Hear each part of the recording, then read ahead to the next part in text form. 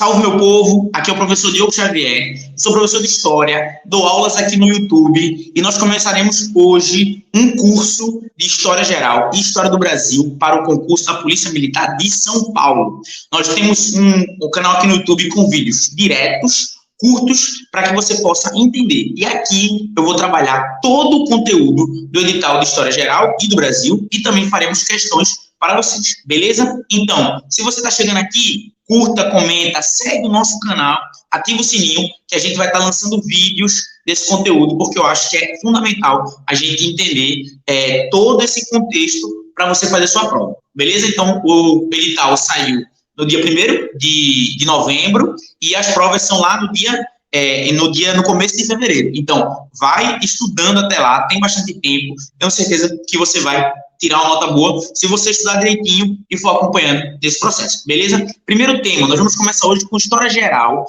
Primeira Guerra Mundial. É o primeiro tema que tem lá de História. Eu estou seguindo o edital que saiu lá na VUNESP, que é a banca de vocês. Então, eu vou abordar tópico por tópico, beleza? Vou colocar um slidezinho aqui na tela, porque eu acho que ele ajuda a gente a compreender isso, ok? Então, vamos lá entender o contexto da Primeira Guerra Mundial. Então, qual foi o contexto da Primeira Guerra Mundial?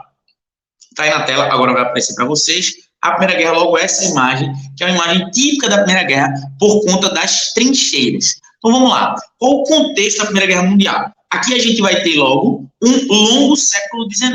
Como assim um longo século XIX? A gente pode começar, aqui eu estou utilizando o historiador Eric Hobsbawm, que ele diz que o século XIX, na verdade, ele não começa em 1801, ele começa em 1789, quando acontece a Revolução Francesa.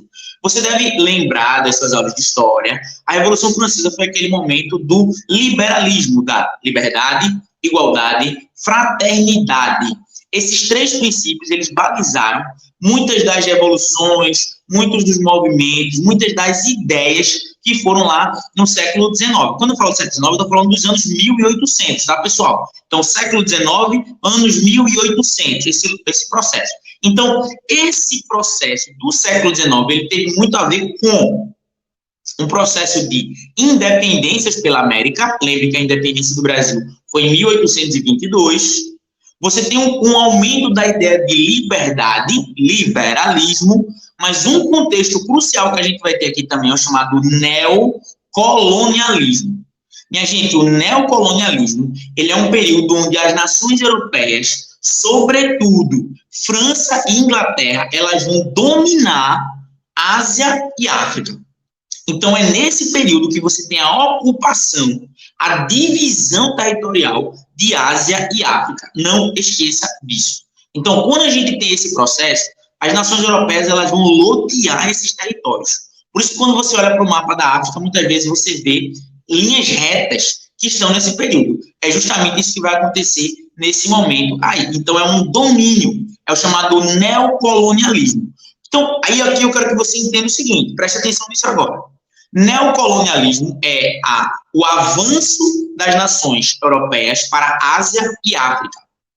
Grave isso. Se você estiver assistindo essa aula anotando, anote isso. Qual o segundo contexto que você deve entender? Segunda Revolução Industrial.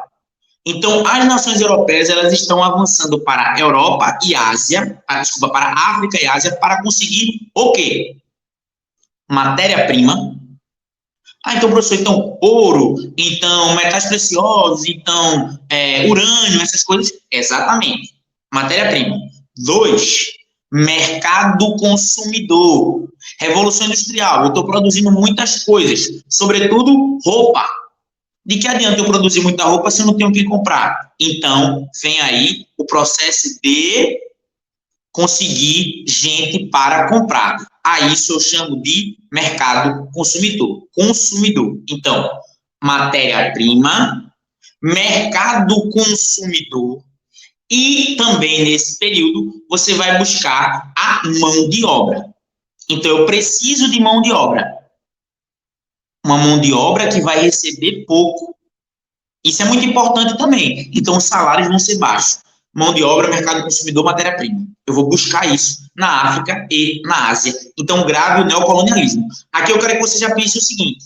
As nações que se unificam tardiamente Quer dizer, as nações que vão passar pelo processo de neocolonialismo e chegar nesse processo tardiamente, elas vão começar a Primeira Guerra Mundial. Por quê? É como se fosse um bolo, e eles usavam essas charges mesmo sobre isso. Era um bolo para dividir, e quem chegou tarde na brincadeira pegou o pior pedaço. Esse pior pedaço eles não aceitaram, e aí foram para a guerra.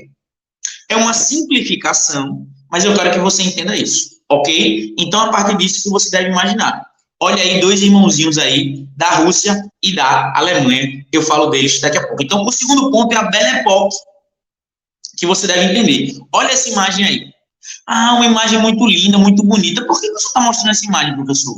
Porque esse foi um período, final do século XIX, começo do século XX, de grandes descobertas. Então, grave isso. A Primeira Guerra Mundial, ela começa num contexto onde a Europa vivia o seu apogeu, o seu grande momento de crescimento. Então, quer dizer que a Primeira Guerra Mundial ela foi um choque para as nações europeias, porque elas achavam que tudo estava lindo e maravilhoso. De repente, tem uma guerra que, naquele momento, ninguém nunca tinha visto nada daquele tamanho, ok? Óbvio que depois vem a Segunda Guerra Mundial, que vai ser muito maior. Mas, naquele momento, em 1914, a Primeira Guerra Mundial ela teve um impacto muito grande na mentalidade europeia daquele período. Então, a este momento nós chamamos de Belle Époque, ou Bela Época, quando a Europa viveu o seu grande crescimento aí nesse contexto, ok? Voltando para cá, você vai ter o pan-germanismo. Pan-germanismo, pan-islamismo. O que é pan? É grande. Quando você entende que existe um movimento de você crescer os países. Então, você não acredita num germânico, é Alemanha. Sempre que você vê qualquer coisa de Germano, é Alemanha. Tanto é que o nome em inglês para Alemanha é Germany. Às vezes, quando você assiste um jogo de Copa do Mundo, Olimpíadas, talvez, se você vê Germany, é Alemanha, porque é inglês. Então, esse pan-germanismo é a Alemanha. Então, o sentimento de uma grande Alemanha, que está se unificando naquele momento. A Alemanha se unifica em 1781. Isso é bem tardiamente. Tanto é que depois, qual é a nação que vai começar a Primeira Guerra Mundial? A Alemanha, justamente, juntamente com a Itália. Assim também como você teve o sentimento de pan-eslavismo. Olha essa imagem aí. Isso tudo é a Península Balcânica, os Balcãs. Essa região daí, que a gente vai chamar de Europa Oriental, os eslavos, essa região dos eslavos é onde você vai ter uma grande presença de um sentimento de criar uma grande nação, que depois vai ser a Iugoslávia. Se você lembrar disso, a Iugoslávia vem desse momento, que é a terra dos eslavos. Aí você vai dizer, pô, aí tem uma palavrinha no meio que você vai lembrar, que é a Croácia, né? Acabou de ferrar o Brasil na Copa do Mundo, então você lembra da Croácia, né? A Croácia é um país, mas naquele tempo a Croácia fazia parte do pan-eslavismo. Então lembre disso, a Croácia é o quê? É um país, beleza, mas antigamente a Croácia não era um país, era parte do pan-eslavismo, esse sentimento dos eslavos de terem a sua terra, que vai surgir aí nesse período, tá certo? Então a gente está falando desse sentimento europeu, ok? Lembre disso, estamos falando desse sentimento europeu que vai surgir nesse momento. Então, os Balcãs, o pan-eslavismo e a paz armada. Por que a paz armada? Aqui é crucial para você entender. Gente, a Europa vivia um momento de grande crescimento, desenvolvimento e expansionismo. Sempre que você tem esse expansionismo, você vai ter um expansionismo também militar. Então, você começa a se desenvolver militarmente, quer dizer. E aí vem o contexto de paz armada. Significa o quê? Está todo mundo em paz, mas está todo mundo se preparando para a guerra. Então, naquele momento, todo mundo estava se preparando para o conflito militar que viria logo em sequência. Então, você vai ter aí as nações França, Inglaterra, Alemanha, Rússia, Itália. A Suíça é um país neutro, mas ela também estava se preparando. Todos esses países, eles estavam se fortalecendo.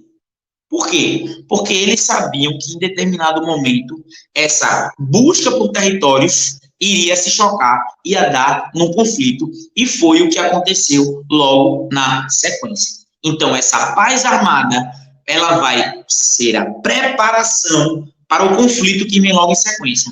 E que conflito é esse?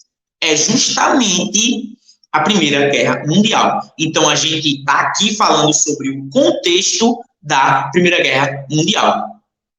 Em 1914, esse sentimento pan-eslavista, ele vai gerar a morte do arquiduque Francisco Ferdinando. A morte do arquiduque Francisco Ferdinando é o estopim, é o começo da guerra em 1914. E aí eu já digo para vocês, a Primeira Guerra Mundial, ela vai desenhar o mapa do mundo que a gente tem hoje. Só que isso a gente vê no próximo vídeo. Beleza? Esse vídeo está saindo hoje, sexta-feira, e a gente vai estar lançando, tem vídeo da PMPE saindo segunda, e tem vídeo da PM de São Paulo saindo nas terças. Então, a gente vai fazendo isso, lançando vídeo tanto da PMPE quanto da PMSP. Segue o nosso canal, dá essa força pro professor, deixa aqui embaixo também o nosso Pix, se você quiser ajudar, fortalecer, para a gente melhorar e crescer o nosso canal. Então segue, curte, compartilha, aqui é vídeo direto com todo o edital da PM de São Paulo. Beleza? Aqui é o professor Diogo, se você chegou aqui, não se esquece disso e pode mandar mensagem, que a gente está sempre aqui para responder com dúvidas e sugestões. Beleza? Um forte abraço, até o nosso próximo vídeo, tamo junto.